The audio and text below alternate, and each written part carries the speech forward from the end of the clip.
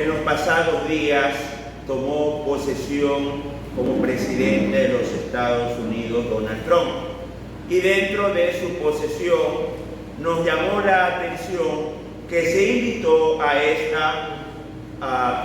un afamado pastor, Jeff Graham, hijo de Billy Graham y presidente del Ministerio Fundación Graham, lo que las iglesias reciben como la cajita del buen samaritano es de esta fundación, y es un pastor conocido por su doctrina bíblica muy aferrada a la sana doctrina, no apóstoles, no profetas, no pastoras, y podríamos decir con toda seguridad que heredó la fe de su padre, el pastor Billy Graham.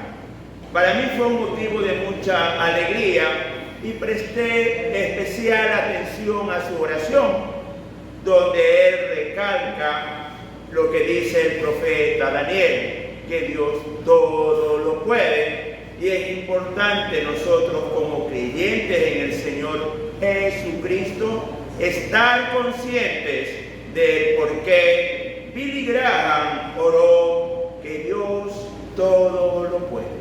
Y este día, con la ayuda de nuestro Dios, vamos a entender este tema a lo que se refirió Jeff Graham.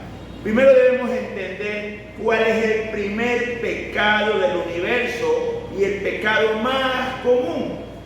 Nosotros pensamos siempre en los pecados escandalosos, pero hay un pecado que corrompió a los ángeles de Dios y corrompe al hombre de manera constante. Y los invito a ver el libro del profeta Isaías, capítulo 14, del 12 al 14.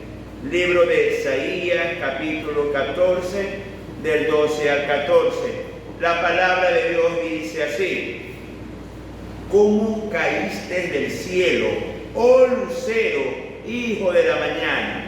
Cortado fuiste por tierra, tú que debilitabas a las naciones, tú que decías en tu corazón: subiré al cielo en lo alto, junto a las estrellas de Dios, levantaré mi trono, y en el monte del testimonio me sentaré, a los lados del norte, sobre las alturas de las nubes subiré, y seré semejante al Altísimo.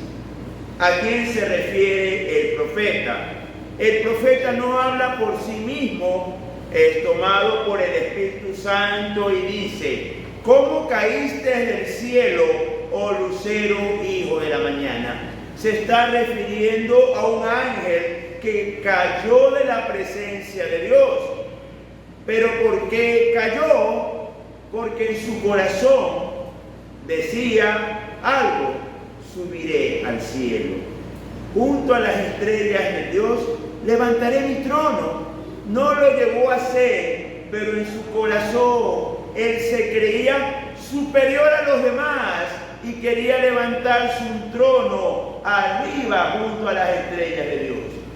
Amados hermanos, el pecado del orgullo. Este ángel, el cual en texto sagrado le llama lucero, hijo de la mañana, se llenó de orgullo en su corazón.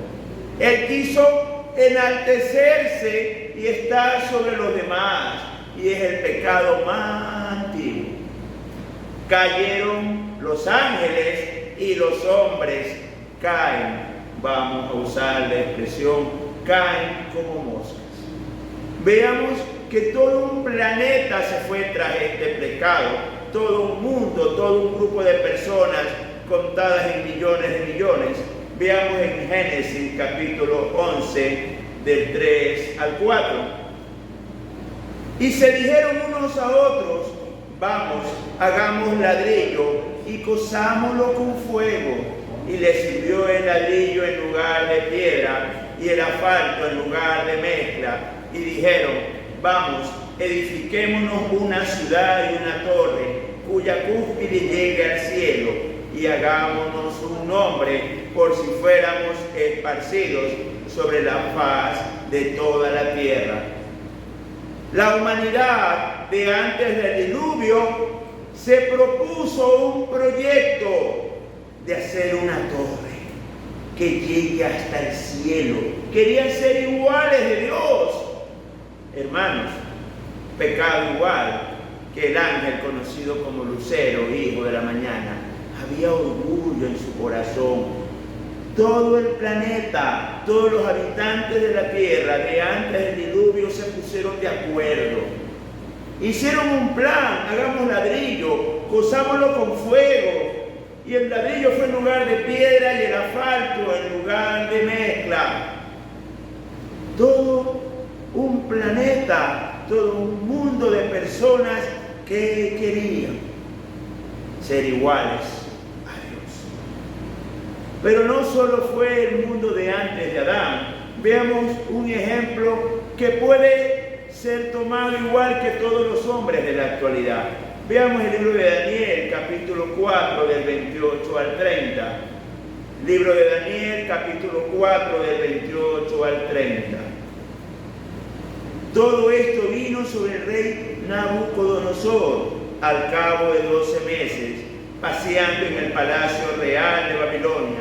Habló el rey y dijo: ¿no es esta la gran Babilonia que yo edifiqué para casa real con la fuerza de mi poder y para gloria de mi majestad? ¿Qué sucede? ¿Qué pasa en este texto bíblico? Debemos entender que Babilonia fue un gran reino y cayó. Pero luego, pasados los siglos, Nabucodonosor lo vuelve a levantar. Este reino se le llama neobabilónico. Este reino neobabilónico fue un gran imperio porque llegó hasta Turquía, conquistó Egipto, llegó hasta Persia, fue un imperio muy grande. Y este rey dijo: yo edifiqué para casa real, yo, y para gloria de mi majestad. Cuando un hombre o una mujer dice: yo soy el más fuerte, yo soy el más inteligente, yo soy la más guapa, yo soy el más hermoso, está llenándose de orgullo. Aquí Nabucodonosor pecó terriblemente, pensando que su habilidad, su fuerza, su estrategia como militar había conseguido derrotar al gran imperio asirio, había conseguido derrotar a los faraones de Egipto, había conseguido derrotar a los medo-persas. Yo lo hice. Como dato anecdótico, la maravilla del mundo más grande de la antigüedad no fueron las pirámides, fueron los jardines colgantes de Babilonia que construyó o mandó a construir Nabucodonosor. Podríamos decir que tendría de qué jactarse, pero esto es considerado como pecado. Y cuando usted dice yo, está pecando. Pero el pueblo de Dios está libre de esto. Los creyentes en el Dios vivo están libres de este pecado del orgullo. Veamos el Evangelio de Juan, capítulo 8, del 31 al 33. Evangelio de Juan, capítulo 8, del 31 al 33. Dijo entonces Jesús a los judíos que habían creído en él: si vosotros permaneceréis en mi palabra, seríais verdaderamente mis discípulos y conoceréis la verdad, y la verdad os hará libres. Le respondieron: linaje de Abraham somos, y jamás hemos sido esclavos de nadie. ¿Cómo dices tú, seréis libres? Aquí él se dirige a creyentes, pero no se está dirigiendo a los creyentes que eran seguidores de los fariseos y saduceos, a los judíos que habían creído en Jesús, a los judíos que habían creído en Jesús. Y yo quiero preguntarle: ¿usted ha creído en Jesús? Entonces, ¿qué te dice Jesús? Que la palabra que Él da es la que te va a hacer libre. Los creyentes de aquellos días, ¿qué le dijeron? No, no somos esclavos, somos hijos de Abraham. Y este pecado en el pueblo de Dios sí que es común. Nosotros somos de tal iglesia y solo aquí hay la verdad. Las otras iglesias están equivocadas. No. Aquí no se permite mujer empantalonada, ni mujer que use maquillaje, porque nosotros sí estamos en la verdad. Aquí todos vienen con corbata, porque este es el pueblo de Dios. ¿Usted ha escuchado estos comentarios? Amados hermanos, el mismo orgullo que había en los judíos, que se creían más que sus contemporáneos judíos y que los extranjeros, porque eran hijos de Abraham. Entonces, el pecado del orgullo es el más antiguo, es el que se quiere enaltecer sobre los demás, quiere hacerse igual a Dios, y donde el yo predomina. Y piense usted en su vida, ¿usted se cree mejor que los demás? Veamos la conducta del hombre ante el pecado del orgullo. Veamos el libro de Números, capítulo 12, del 1 al 2. Números 12, del 1 al 2. María y Aarón hablaron contra Moisés a causa de la mujer cusita que había tomado, porque él había tomado mujer cusita, y dijeron: solamente por Moisés ha hablado Jehová, ¿no ha hablado también por nosotros? Y lo oyó Jehová. Amados hermanos, los hermanos de Moisés, el gran líder, que fue juez, que fue profeta y fue patriarca, tuvo muchas fases, pero además fue libertador. Era un líder, el único que habló con Dios y estuvo en su presencia. No vio su rostro, pero estuvo en su presencia.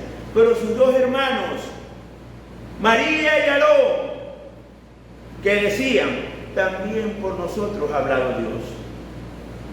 Ellos se jactaron de querer ser igual a Moisés, se jactaron de ser más que los demás y querían condenar a su hermano porque Dios también había hablado por medio de ellos. Amados hermanos, la conducta del hombre es llena de orgullo. Peor aún, hay hermanos y hermanas en Cristo que Dios los usa en el ministerio. Y este pecado es muy común entre los creyentes. Alguna ocasión me fui a cortar el cabello y el varón que se estaba cortando, ya estaba cortándose, que estaba en la sala de espera, él mencionaba algunas cosas de la Biblia y digo: es verdad, varón, eso dice tal o cual artículo de la Biblia. Se molestó y supo decir, cuando un enfermo hablaba con él por teléfono, el enfermo se sanaba. ¿Qué me dio a entender con eso? Que estaba lleno de orgullo y se creía superior a los demás. Porque la sanidad no la da el hombre, la sanidad la da Dios. El milagro no lo hace el hombre, el milagro lo hace Dios. Y la verdad más importante de todas: somos de polvo. Hoy estoy vivo, mañana no sé. Somos menos que la nada.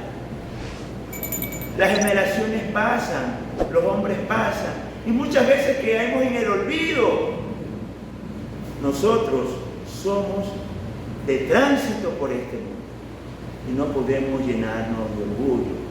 Pero también Jesús se dirige esto a los creyentes. Veamos el libro de Lucas 21, del 34 al 36. Mirad también por vosotros mismos que vuestros corazones no se encarguen de glotonería y embriaguez y de los afanes de este mundo. Y venga de repente sobre vosotros aquel día, porque como un lazo vendrá sobre todos los que habitan sobre la faz de toda la tierra. Velad pues en todo tiempo, orando, que seáis tenidos por dignos de escapar de todas estas cosas que vendrán y de estar en pie delante del Hijo del Hombre. Jesús de Nazaret se dirige a sus discípulos. ¿Usted es discípulo de Jesús? ¿Usted es discípulo de Jesús? Él se está dirigiendo a usted. Mira, no pongas en primer lugar el comer, el vino o los afanes de esta vida, el celular de moda, la ropa de moda. No pongas eso en primer lugar. Debes primero poner en primer lugar el camino de Dios. ¿Por qué no vas al culto? Porque tengo que trabajar. Pero no trabajaste de lunes a sábado. ¿Qué? También tengo que trabajar domingo. Una respuesta muy común. ¿Por qué no vas al culto? Porque tengo visitas. Y siempre Dios queda en tercero, en cuarto o en quinto lugar. ¿Y qué dice el Señor? Mira, debes estar constantemente orando de ser tenido por digno de escapar de la gran tribulación y de estar de pie delante de nuestro Señor Jesucristo. Si el día del juicio fuera hoy, ¿se escaparía de la condenación usted? Tenemos que orar, sí, constantemente por ser dignos del Señor. No por la casa, ni el carro, ni siquiera por la salud. Y es lo que no entendemos. Cuando usted es digno del Señor, las otras cosas llegan por añadidura. ¿Qué desea usted? Una casa propia. Es un buen deseo. No pagar alquiler.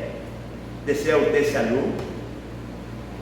¿Desea que a sus hijos les vaya bien en la vida? Lo único que tiene que hacer es ser digno del Señor. Ore, esfuércese, amado hermano. El Señor Jesús llama la atención a sus discípulos y les dice: hey, tú me has seguido a mí, pero no me has puesto a mí en primer lugar. Has puesto en primer lugar los afanes de esta vida.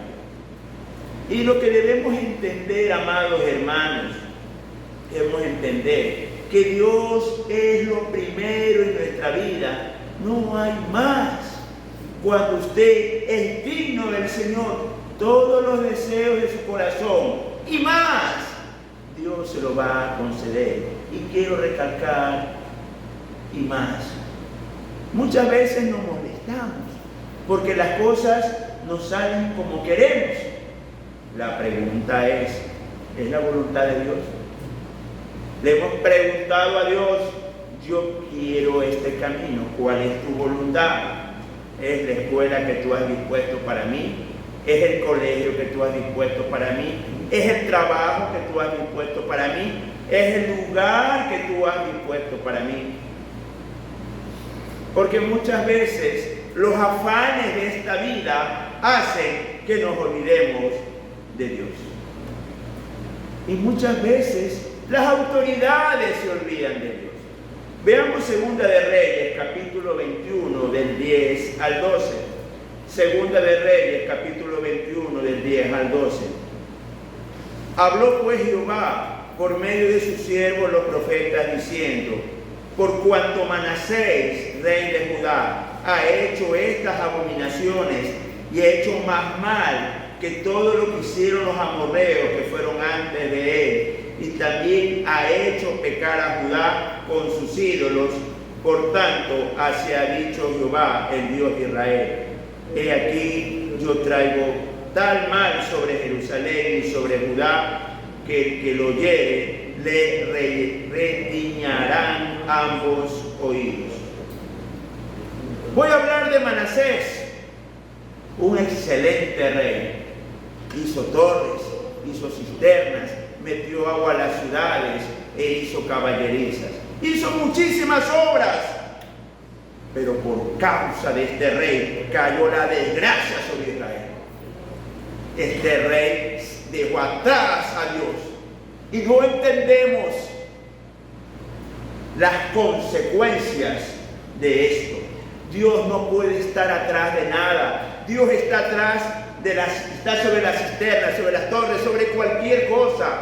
Manasés fue tan idólatra que sacrificó los niños recién nacidos a sus ídolos paganos. Para Dios, la obra civil es basura.